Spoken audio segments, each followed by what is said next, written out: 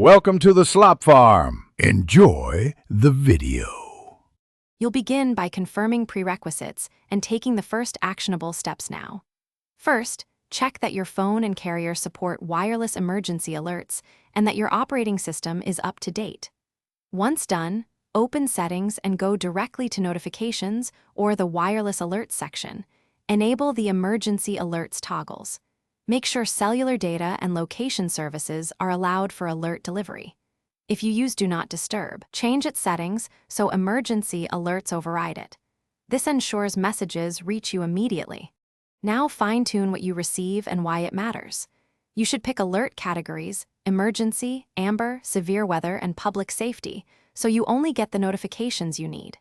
Next, set distinct sounds and vibration patterns so you can instantly recognize an emergency.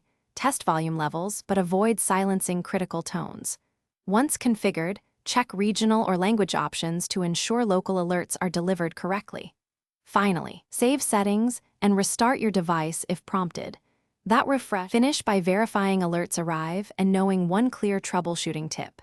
Use an official test alert or check local authority test schedules to confirm delivery. If you receive the test, you're done.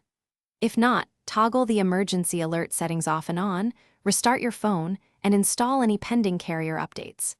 Make sure battery saver modes, VPN, or third-party apps aren't blocking background data. If problems persist, contact your carrier with your device model and OS version for targeted support. Thanks for watching. Consider subscribing if we helped you today.